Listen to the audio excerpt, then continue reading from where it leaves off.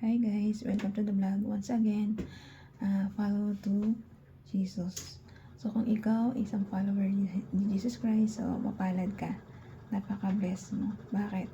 Kasi nagkakaroon ka ng Diyos anak sa iyong pagkatao. Kasi si Lord Jesus Christ, kung alam nyo lang, siya po ang anak na ating Diyos Ama, na siyang pumutol ng sumpa ng ating Diyos Ama sa ating ama't ina na si Eva at Adan.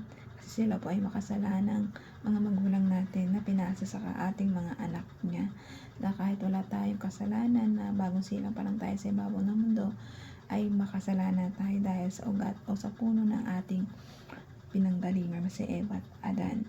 So bilang isang tao, mabuting tao, kung isa kang makasalanang tao, wag na tayo gumawa pa ng marami pang kasalanan, dahil alam natin sa umpisa pa lang makasalanan na ating mga magulang. Kampan na lang po natin pagiging mabuting tao dito sa ibabaw ng mundo at maglingkod sa ating Diyos Ama at sa ating kapwa-tao. Maglingkod tayo ng buong puso't kaluluwa sa kapwa-tao natin, magmahal, magrespeto at magbigayan po tayo dito sa ibabaw ng mundo. Lahat ng kayamanan ng Diyos Ama dito sa ibabaw ng mundo ay pagyabugin natin at pagsalusaluhan natin ng buong puso't kaluluwa.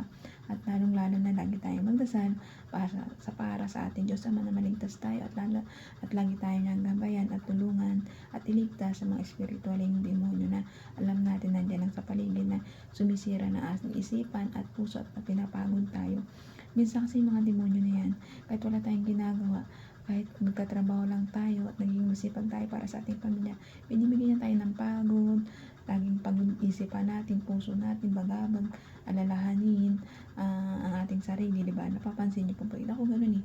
Wala naman ako ginagawa, nagtrabaho lang. Bakit nakakapila ko ng pagod sa sarili ko? Hindi mo na ako magtrabaho ng marami. Pero feeling ko parang pagod ako. Pero once mananalig ka at mananampalataya at magdadasal ng Ama namin, kapag nakakaramdam ka ng mga alalahanin sa buhay, pagod at problema, mabigat sa kalooban mo, marami kang inisip, lumapit ka lang sa ating Diyos Ama, ha? Magdasal ka ng taimtim ng Ama namin, mawawala lahat yung mga iniisip mo, problema mo, bagabag mo, tsaka mga pagod mo, tsaka sakit sa katawan mo. Ang mabisa nating sandata dito sa ibabaw ng mundo sa mga espiritualing demonyo na pumapasok sa ating puso at isipan, lalo na sa puso natin na sinisira ng demonyo ng puso natin na magalit at magtanim siya ng pot at galit sa ating kapwa. Yan po, sila lang po yan.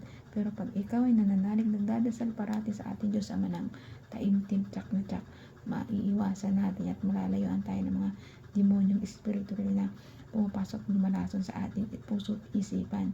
Magdasal, manalig sa ating Diyos Ama na patatagin niya at bigyan ka ng malawak na pangunawa at matatag na pananalig sa ating Diyos Ama, tiyak na maliligtas tayong lahat.